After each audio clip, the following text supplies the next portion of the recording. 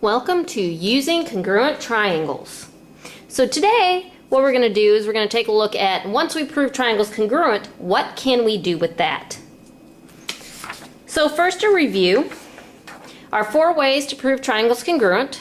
We have side, side, side, where we know all 3 sides of one triangle are congruent to all 3 sides of the other. Side, angle, side, where your angle has to be between the 2 sides. Angle, side, angle, where the side connects the 2 angles, your side is in between your 2 angles, and the angle, angle, side, where the side does not connect the 2 angles. Please remember, ways to not prove them congruent are angle, angle, and angle, side, side, or the same as side, side, angle.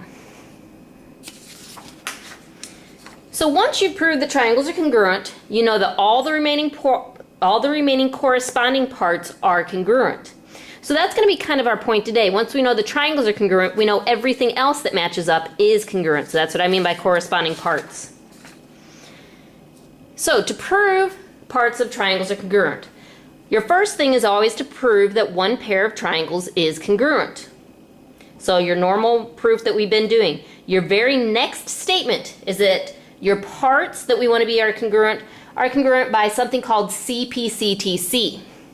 What that stands for: corresponding parts of congruent triangles are congruent. Please make sure you get that down word for word. You need to know what that means.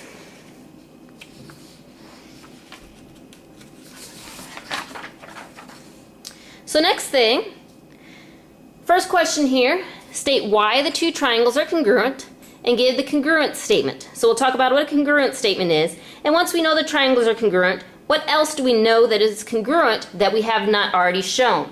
So we have the triangle here. Here's the parts that are marked congruent. Well, these triangles, I know I also have the shared side that's congruent. So they are congruent by side, side, side. What a congruent statement is just saying that the triangles are congruent. So we're going to name our first triangle here triangle ABD, and we want to say what it's congruent to. So I have to make sure to name it correctly. I know A over here matches with C over here because it's in between the 1 and 2 marks. So I have to put C first. B here matches with B on the other side, and D with D. So that's going to be part of your points, that you name your triangles correctly. Well, then what other parts are congruent that we did not already have marked in the original triangle? Basically, since I said, or I knew all 3 sides are congruent, I have to name all 3 angles. So angle A is congruent to angle C. Well, then I know B matched with B, so because there's more than one angle B, I have to use my 3 letters. So I have angle ABD is congruent to angle CBD. And then again, the angle D's, I have to use 3 letters. So I'm going to put angle ADB is congruent to angle CDB. And that finishes that problem. Let's go ahead and try another. We have these markings on these 2 triangles. So what we need to do is we need to look, well, I have these angles marked congruent.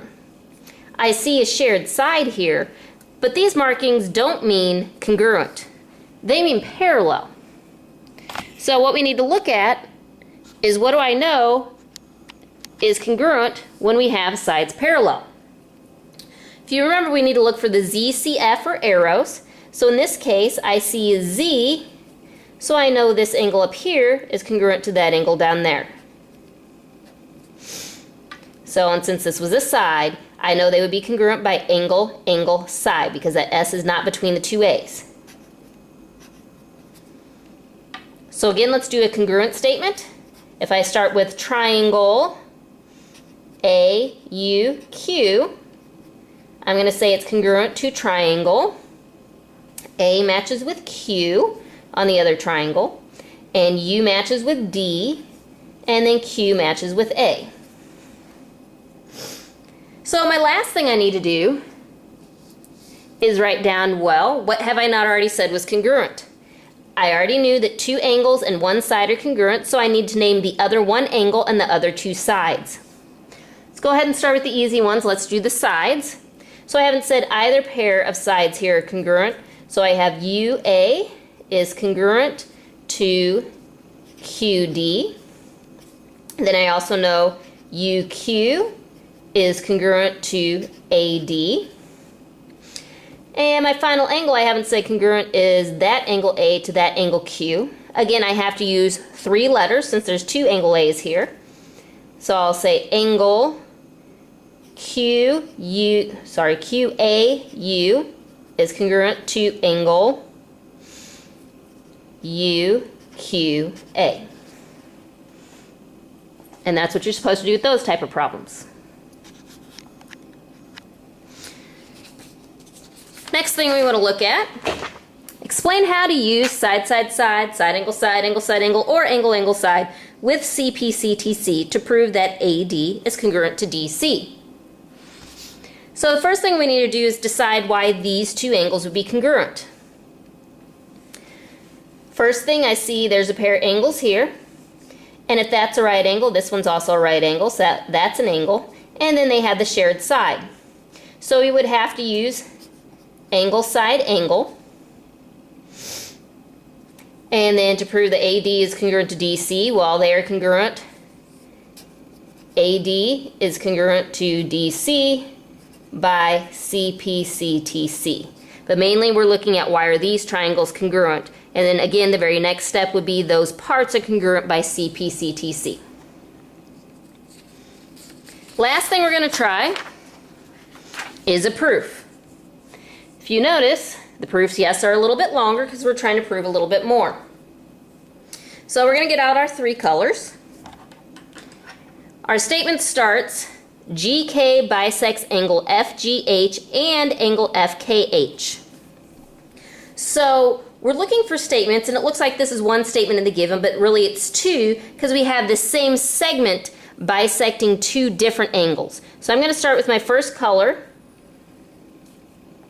boxing in all the way to the angle FGH. So if we think about it here, GK bisects FGH. What you need to remember, if we're cutting an angle in half, we have to name the 2 halves of that angle. So we're looking at these 2 angles. Those are your 2 halves. Because something's bisected, it's cut in half, so you name the 2 halves.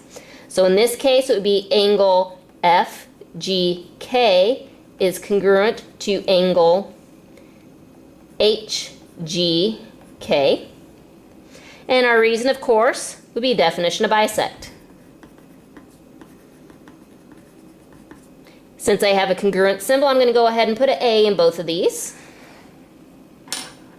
Get to my next color. We're going to go to, now GK is bisecting angle FKH. So FKH. Again, we're cutting this angle in half. So we're looking at the 2 halves of the angle. So to name those 2 halves, again, use the 3 letters. Angle FKG is congruent to angle HKG. And same reason, because we're talking about bisecting. So definition of bisect. Again, because there's a congruent symbol, I'm going to go ahead and put my A's up there because those are angles. Last thing I need to do is my third color. Since I've used everything in my given, I need to look at my 3 diagrams to see if there's vertical angles, shared side, or shared angle. In this case, I see a shared side. So all I need to do is name that shared side, which is KG. So we're going to say KG is congruent to KG. Something that's congruent to itself would be reflexive. And that's my third color. Since it's a congruent symbol, I need to go ahead and mark it as a S or A. So in this case, it would be a side. Because I've now used my 3 colors, it is okay to say that my 2 triangles are congruent. I know we're used to up in our proof statement that it tells me the triangles, but in this case, I'm trying to go one step beyond that. So we're now going to say triangle FGK